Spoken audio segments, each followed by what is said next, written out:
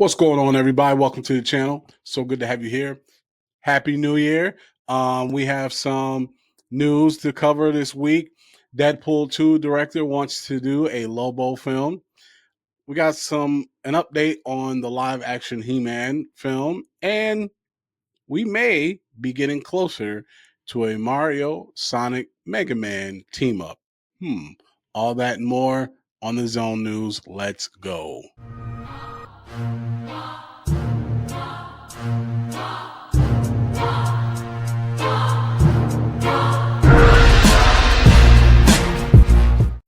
So, if you haven't heard by now, Jason Momoa has been cast as DCU's Lobo, and we're all excited about it. I can't wait for it. I posted about it earlier this week. Looking forward to see what he does with the character. And I also said I hope it does well enough that it leads to a Lobo solo movie. Well, apparently I am not the only one who wants a Lobo solo movie, and this director actually wants to be the one to direct it. Let's take a look. Okay, so this is coming from superherohype.com. Says Deadpool 2 director wants to helm a DCU Lobo movie. David Leitch is ready to direct a Lobo movie with Jason Momoa whenever DC Studios wants to greenlight one. The filmmaker, whose credits include John Wick, Atomic Blonde, Deadpool 2, Hobbs and Shaw, Bullet Train, and The Fall Guy, recently commented that he would be interested in helming a Lobo movie for DC Universe.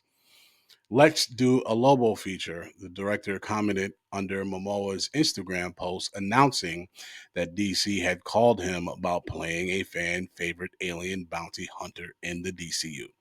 So here's the post on X. Now the article goes on to discuss some other times where Warner Brothers actually tried to get a Lobo movie made. So, despite not being the most well-known DC character among casual movie-going audiences, Warner Brothers has tried in the past to get a Lobo movie off the ground.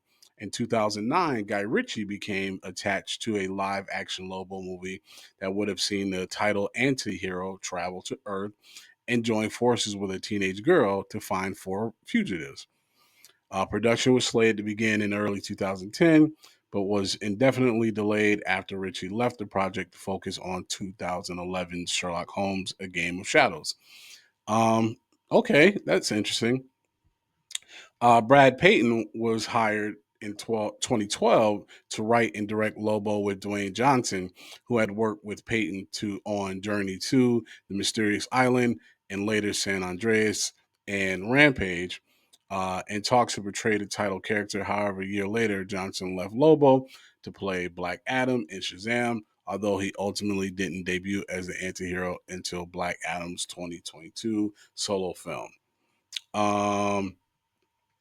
And then, of course, following the Peyton Johnson era, WB and DC tried to get a Lobo movie made for DC Extended Universe with Jason Fewes hired to write a script in 2016 and Michael Bay attached to direct in 2018. However, the project never made it out of development hell and was officially canceled alongside the rest of DCEU following the appointment of James Gunn and Peter Safran as co-CEOs of DC Studios in 2022.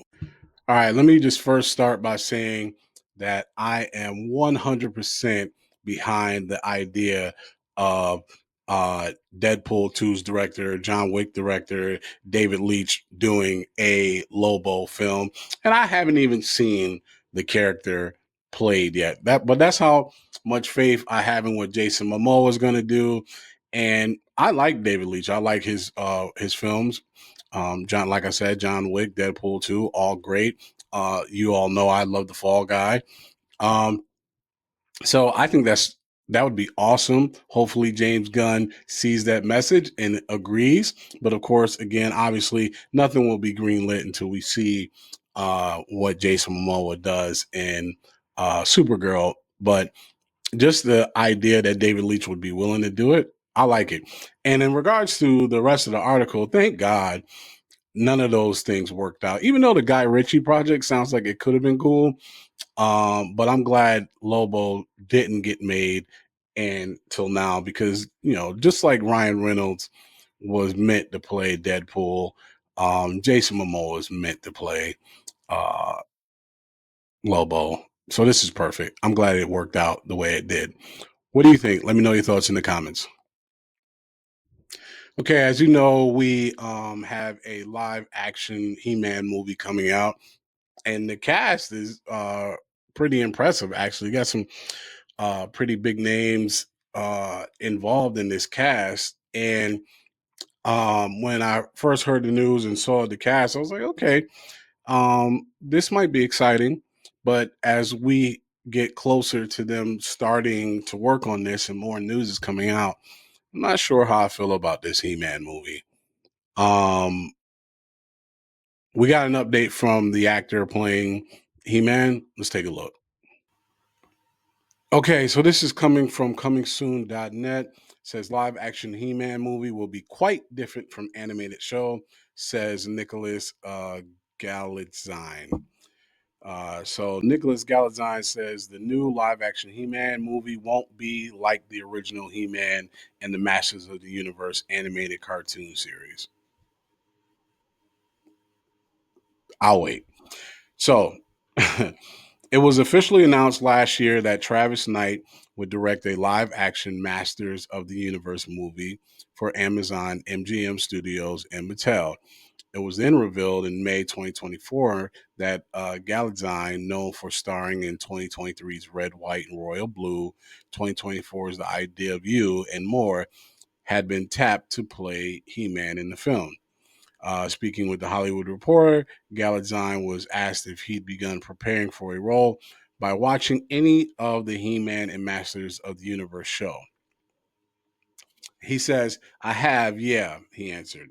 Look, what I will say is our version is quite different from the original animation, which we all agree was camp within its own right and worked so well for the time.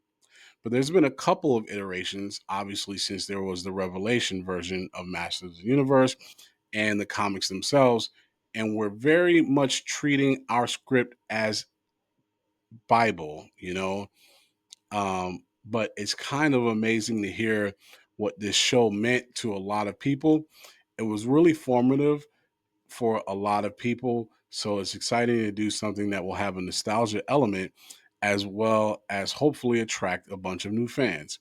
Along with Galitzine, Knight's Masters of the Universe movie will also star Alison Brie as Evil Lynn, Idris Alba as Duncan, and Jared Leto as Skeletor. Sam C. Wilson as Trapjaw, Hathar, yep, as Goatman, and everybody, so on and so forth. Now, let's get to how I feel about this. So, I let me be careful on how I say this because I believe in a good movie. I feel like that if you write a good movie, it is what it is. And if you have an IP, right, that you're recreating for live action, I understand that certain things don't from a cartoon don't adapt well to live action, so therefore you have to make changes to so that it looks, it works for screen. I get all that. And again, sometimes changes are for the good. So if you're making a good film, then okay, obviously those changes were necessary and thank you for making a good movie. So at the end of the day, I read this article and I hope that what the actor is simply stating is that certain elements of the cartoon won't translate well into live action and that's why it won't be it'll be different than the cartoon. Okay, I get all that. However, with that being said, we all know and have seen movies that don't follow the source material and they suck, right? So there's material in the cartoon. Yeah, it was campy. Okay, okay. But there was some good stuff there, right? So if you're trying, and another thing too, let me say this. I know you don't want to make a movie just for fans of He-Man, right? You want to make, like the actor stated, you want to make a movie that not only reaches the fans but also brings in a new audience. I get all that. But if you get so far away from the source material that it's not even recognizable as a He-Man film, then don't call it He-Man. And I'm not saying that's what's happening here. Again, sometimes changes are necessary. Actually, most of the time, changes are necessary, especially when you're adapting a cartoon to live action. I just hope they don't get so far away from the source material that it's not even really a He-Man movie. You know what I mean? Especially when I saw a report that was stating that he's going to be on Earth. Some insider posted that he was going to be on Earth like a regular guy, and that Eternia was like stories that he heard about growing up as a kid, and I don't know, somehow uh, that is where it starts. I don't know if that's true or not, but see, it's stuff like that, and you're like, what? And then maybe somehow he magically discovers the sword and realizes, oh, eternity is real, and I'm actually He-Man. I don't know. Um, that's one of the insiders' scoops that was posted online. Whether or not that's true, who knows? But the point is, that's what I'm saying. Like, don't get so far away from the source material that it no longer looks like a He-Man film, right? Because He-Man is one of my favorites. I had all the toys. I loved He-Man growing up as a kid. I low key, not low key, I actually loved Masters of the Universe. Of course, I was a kid, and I had the biggest crush on Courtney Cox, and but I dug it. Obviously, after you get some age on you, you realize, yeah, that movie was kind of trash. But as a kid, I loved it. But anyways, that's neither here nor there. The point I'm trying to make is make a good He-Man movie, because you make changes and it works and it's great, cool. But if you make changes and it stinks, then we're gonna look at you and go, you probably should have just stuck to the source material. I don't know. Hopefully these changes, when he's stating that it's going to be different in a good way. The cast though is looks great, and so when you have this type of talent and a director that they have, um, you would hope that the material is going to be fantastic. Otherwise, why would they have signed on? But who knows? We shall see. Let me know your thoughts in the comments. Okay, so we are in a world where, video game adaptations aren't that bad anymore. Remember how bad they used to be?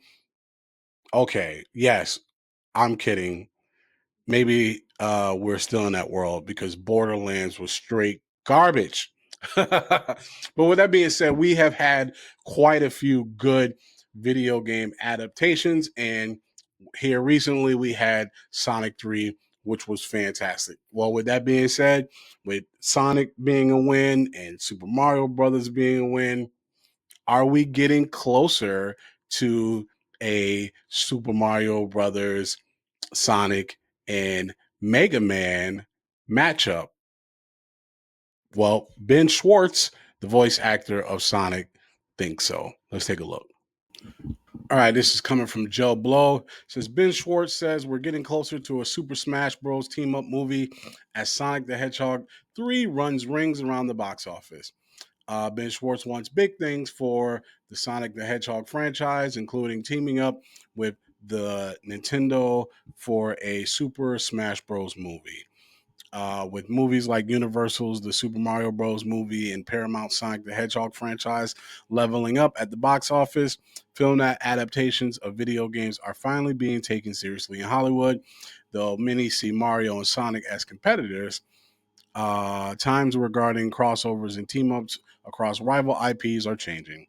While walking the blue carpet for Sonic the Hedgehog 3's premiere, Sonic voice actor Ben Schwartz told Variety that a team up of epic proportions could happen as a Super Smash Bros. Movie. While nothing is in works, a film based on Nintendo's legendary platform fighting game would be monumental, blah, blah, blah. So this is what Schwartz says. When asked If there's a Sonic crossover he'd like to see, Schwartz told Variety, there's two things that I would love. I love Chris Pratt. I think he's amazing, and he plays Mario, which we probably shouldn't talk about in this interview, but the Olympic Games is great. What I really think could be bananas is if we get a Super Smash Bros. Spinoff. But that would take so many different studios being kind to each other at the same time. But the idea that we could get to build our own franchise that lives on its own, and we have so many characters within the franchise that we could do three, four, five, six. And that's what I'm concentrating on. And that's what I love. If you want to have a battle royale with a bunch of people we all love in video games, because I'm a video game nerd, I would not be against it. Neither would I. Schwartz is correct about many studios needing to play nice for a Super Smash Bros. Movie to become a reality. Nintendo is scarily protective of their in-house IP, and the fact that Smash Bros. Exists is a miracle within itself. The paperwork alone would be enough to drive lawyers insane. However, stranger things have happened, and if the studios can agree to terms, a Super Smash Bros. Movie would destroy box office expectations. We've seen cool crossovers in Disney's Wreck-It Ralph, but a Smash Bros. Movie would require a whole other level of filmmaking. Imagine seeing Link from Legend of Zelda alongside Capcom's Mega Man, Namco's Pac-Man, and Sega's Sonic the Hedgehog, and Nintendo's roster of iconic characters all battling on the big screen. I would love to see that. So, does that mean this is happening? Of course not. But I'm with him. That would be crazy dope. Of course, it would take a lot of cooperation to bring something like this uh, in action. And I know we got a Link movie coming out or coming in the works. So obviously we have all these adaptations coming out. How cool would it be to have them all in a battle royale with Super Smash Bros? I don't know what type of story you would have to bring all that together, but I'm sure there are writers out there that could figure it out. But I would be all in. What do you all think? Let me know your thoughts in the comments. Thanks so much for watching. Do me a favor. If you like the content, don't forget to click that like button and subscribe. And hit that little alarm button as well so you can get alerted whenever I post new content. And also, do me a favor, share with other people who you think would like this content as well. We have a big goal of 1,000 subscribers we're trying to get to, and we need your help. Appreciate it. Till the next one. Peace.